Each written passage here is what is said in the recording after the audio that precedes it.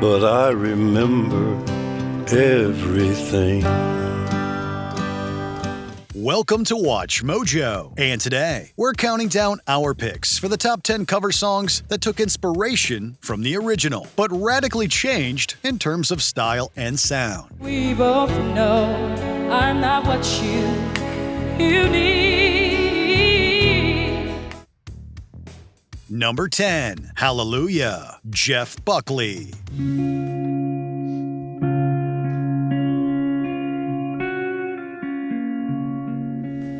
Whenever people talk about the truly great cover songs in music history, it's hard not to look at Jeff Buckley's Hallelujah as a prime example. Taking the gospel-infused roots from Leonard Cohen's original, Jeff Buckley strips things down to bare bones. The baffled king composing hallelujah.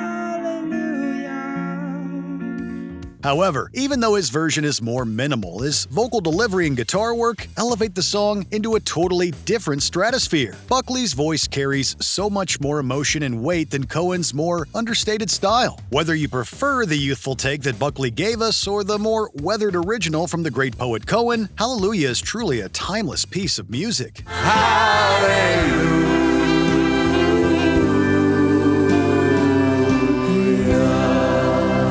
Number 9, With a Little Help from My Friends, Joe Cocker. Ringo Starr didn't sing too many songs in the Beatles catalog, but when he did, they were generally quite memorable. If I sang out a tune, would you stand up and walk out on me? With a Little Help from My Friends is one of the standout tracks on Sgt. Pepper's Lonely Hearts Club Band, and it might just be Ringo's finest hour as a vocalist. But when Joe Cocker got his hands on it for his debut album, this chirpy and optimistic song was transformed into a blues rock classic.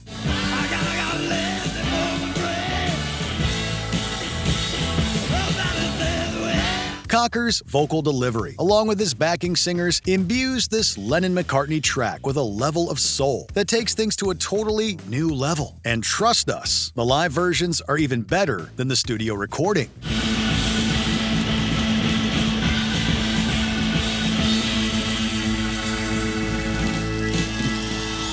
Number 8, Killing Me Softly, Fugees. I heard he sang a good song. I heard he had a style. Roberta Flack's legendary number 1 hit Killing Me Softly with his song was so well received that it won her a Grammy in 1974 for Record of the Year and Best Female Pop Vocal Performance. So when Lauryn Hill and the Fugees took the song in a much more modern and hip-hop infused direction 23 years later, it was a move out of left field. However, the result was an absolute masterpiece. Killing me softly with his song. It perfectly bridged old-school R&B with the direction the genre was headed in during the 90s. It should come as no surprise that the Fugees came away with a Grammy of their own for their efforts. Killing me softly with his song. Killing me softly. Number 7, Smells Like Teen Spirit, Tori Amos. Load up on guns. Bring your friends. We didn't know that we needed to hear a stripped-down Tori Amos version of Smells Like Teen Spirit until we actually heard it. Somehow, some way, this piano-driven take on this grunge masterpiece works phenomenally well. Here we are now, entertainers. Gone is all of the heavy distortion and angst-ridden vocals, replaced with a surprising amount of control and restraint. Amos covers Cobain in a manner that is almost the complete opposite of the original, but it retains some of the attitude. When a song is truly great, it can take on a myriad of different shapes, and that's what Tori Amos achieves here.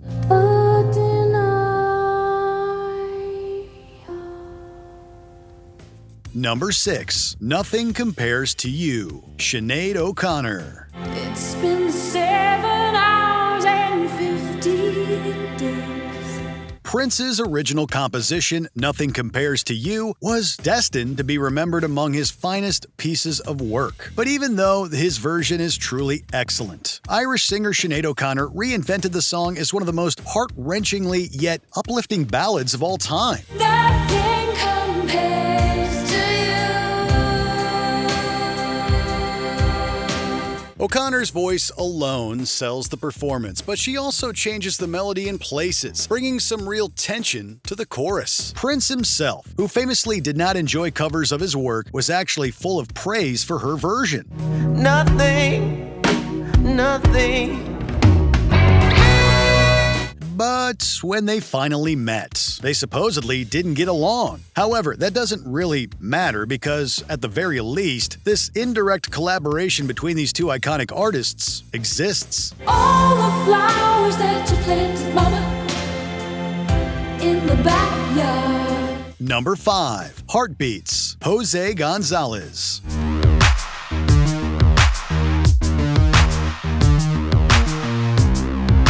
You gotta give props to Jose Gonzalez for hearing the potential for a modern folk classic buried within the Knife's excellent synth-pop anthem, Heartbeats. He took the original tune and stripped away all of the electronics, adding his own warm voice and acoustic guitar.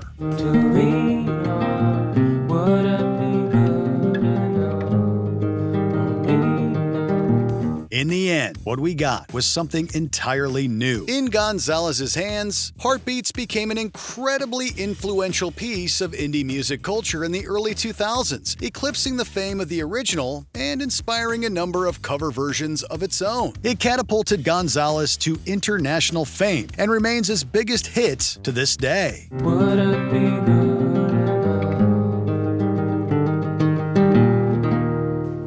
Number 4. Mad World, Michael Andrews featuring Gary Jules. All around me are familiar faces, worn out places. Tears for Fears were truly a special band. Their ability to write timeless pop classics has made them as relevant as ever in the 2020s.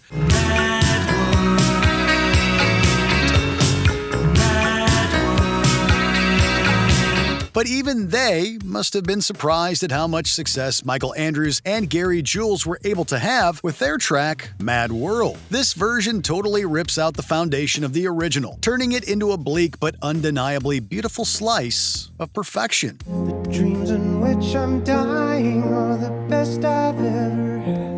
Released as part of the Donnie Darko soundtrack in 2001, this track completely switched up the genre of the original while retaining the overall message. Songs don't come much sadder than this one, folks.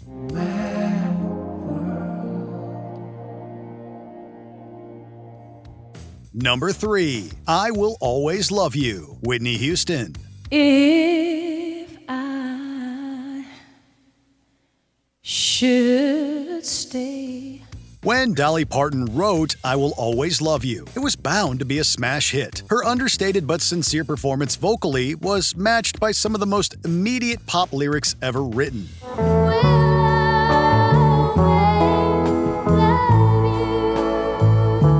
However, for as much as Dolly's original was beloved, when Whitney Houston took the reins in 1992, she took things to a totally different place. Released as part of the soundtrack for the film The Bodyguard, which also starred Houston, this became the power anthem to end all others.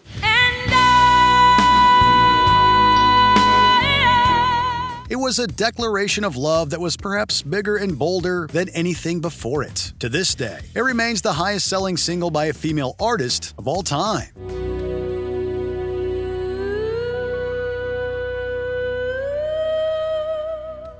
Number 2. All Along the Watchtower, the Jimi Hendrix Experience. There must be some kind of way out of here. Say the joker to the thief. Covers don't come along much more transformative than Jimi Hendrix's take on Bob Dylan's All Along the Watchtower. The original is a pretty straightforward track within Dylan's catalog in terms of the instrumentation and vocal delivery. No reason to get excited. The thief he kindly spoke. But when Hendrix got a hold of it, he well and truly blew the doors off their hinges. It was a shockingly effective overhaul of what was essentially a folk rock song.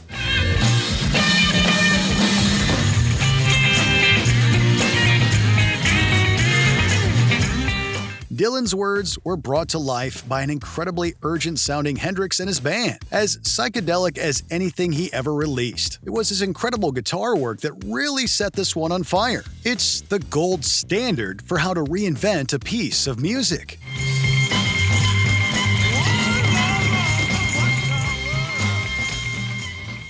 Before we unveil our top pick, here are a few honorable mentions. Mrs. Robinson, The Lemonheads, takes the folk rock roots of the original to totally new places. And it's you, Mrs. Robinson.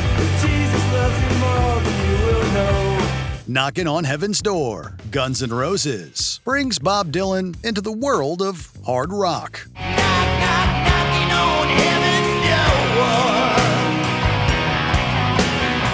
I Just Don't Know What to Do with Myself, The White Stripes. An old classic gets a garage rock makeover. I just don't know what to do with myself. Maggie's Farm, Rage Against the Machine. Bob Dylan went electric. Rage went even further.